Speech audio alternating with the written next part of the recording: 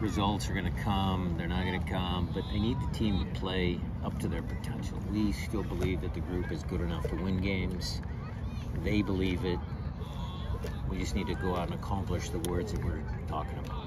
All of the tactics that we worked on, well, we have to execute them. I have to give them the right tools to be successful. We all, I guess, just have to come together and start producing, or else, season will slip away. Do you feel that that's all kind of in the balance for this game, though, too? Like Sunday, is there any threat of losing the team if this match doesn't work out? I think that group is firmly committed to trying to make sure that we end the season on a strong or high note, make it into the playoffs, and see what we can do. I don't think there's any quitting the team. How pivotal, though, is this week, if you were to look beyond? It's a big week. It's a big week for us, big week for Portland, big week for Vancouver. I mean, it's a big week for all the teams in MLS. Big. Massive. How's Christian Roldan doing? Yeah. I mean, he's going to come on the trip with us. We'll see if he plays or not. All health-wise, though, I mean, other than Kellen Rowe, the team's looking at a healthy structure at this point. 9 games except left. for Kellen and Tevis. Yeah. Javier Arriaga with Tacoma. One of the players that I guess I'm assuming is with Tacoma today, Josh Atencio.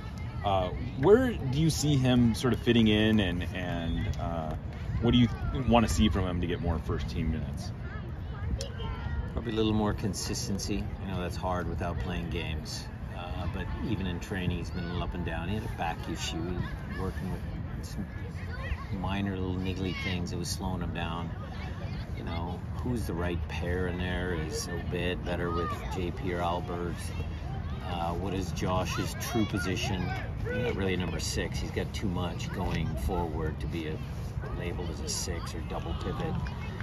I think sometimes if you look at Josh, would he be better in 4-3-3 as one of the 8s? Probably.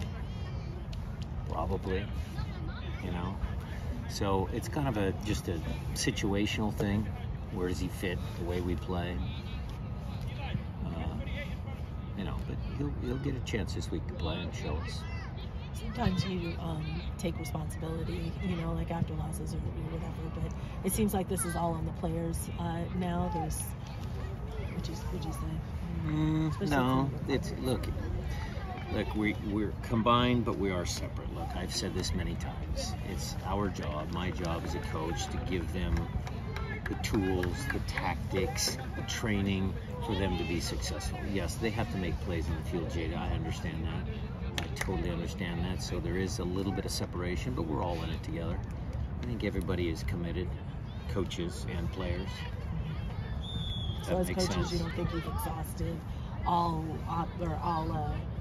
of the tools that you can, and then it's like you're just waiting. What I would say is that, look, we're trying some different things now until Christian comes back, trying to unlock the offense until Christian comes back. Those didn't manifest themselves in Atlanta. If they don't work against Minnesota, then we'll have to adjust and make different adjustments for Austin. And then hopefully by the Portland game, Christian will be able to feature, and we can maybe go back to some of the things we did well earlier in the year. And it's not just about Christian. I'm not waiting just for Christian to be the savior.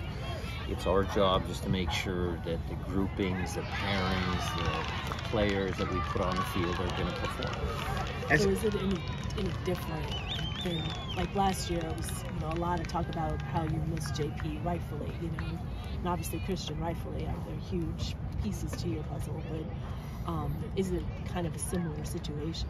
I would agree with you on that, Jada. It is similar.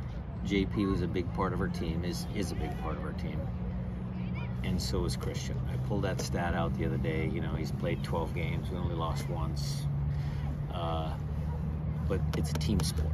And so we have had enough time to try and overcome some of those challenges from not having Christian in the lineup, and we just haven't accomplished that yet.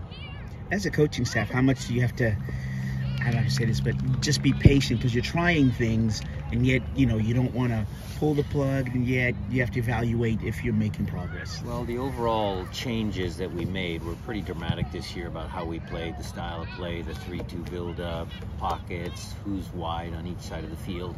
They were big changes for the group because normally I was 4-2-3-1, but we played, outside backs getting forward, the other guy tucking in. We made considerable changes. Those started to work. Some of the subtle changes that we tried, like the stuff we tried against Atlanta, yes, they didn't work, but we can't just reshuffle the entire deck. It's still a sound idea. So we're going to try it again. We'll see if it works. And then if it doesn't, then yeah, maybe for the last 5 games of the year, we've got to try something different. But when you say you're trying it, I think you made a comment about possibly changing the starting lineup. If you're going to try it again, but with different pieces. Well, yes, but where Jordan plays, how Jordan plays was what we tried against Atlanta. Yeah.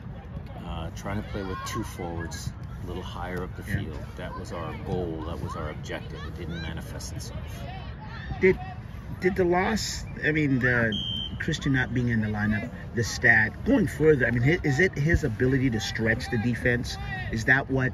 I think he brings a better balance defensively. Okay. I think that's what it is. Christian does all the little things that you don't necessarily see on the scoreline. Yes, he's good in attack. Yes, he can get it behind. He's got good engines. Him and his brother are good. But he does the defending part really well. Balances us a little bit more defensively. And that's like transition-wise, you're not getting quite that turnover. Transition defending. Yeah. Last couple for Coach. Meant to ask you about this earlier this week, but quite a few people noticed that you came out of the locker room a lot earlier than the players did on Sunday. I'm just curious if there's anything to that, or it was just sort of like one of those things that happens. I said what I thought I needed to say. Obviously didn't work. It worked for 15 minutes maybe, but I said what I needed to say, and it was normal. Another kind of different subject, but Sam Adeniran has been killing it, right? I saw his goal. Yeah. What would you say about how that situation played out here? Similar to what Henry Wingo's done in Hungary, similar to what other players. Sometimes a change of scenery. It didn't work for us here. Maybe the coach saw something different. Maybe he grew in confidence. Sometimes failure breeds success somewhere else. There's a ton of stories about people going to other places and having success. We're happy for Sam. He was a great kid. We had 0 problems with him. Always trained hard. Nice guy, nice kid. Good for him. Fair Good to for say, St. Louis. Fair to say that you guys weren't quite sure what role he was here. Like, it seemed like he doesn't seem quite like a 9. He doesn't seem quite like a classic winger. He does seem to be playing more of a second forward in St. Louis. Is that a fair assessment, or is it not? Was that not really part of the decision to let go? Well, the decision to let him go was he consistent? Where was he going to play? Yes, in our style, we had Leo Chu, we had Jordan Morris on the left-hand side. A lot of that was a numbers game. Could he play on the right side? Yes, maybe, but we had Christian. Some of that went into the decision. So, we chose Jordan and Chu, and Sam had to go. I guess that you are alluding. You did not see him as a 9. People see his body, they assume he's a 9. It doesn't really look like that. He had a lot of success for Wade when he was kind of playing out here on the left. I'm not so sure he was a true 9. If a team played with 2 forwards, you could match him up with, a guy underneath. He's a talented kid. You got to give him. You have to give Sam credit. He stuck with it, and now he's bearing the rewards of his hard work.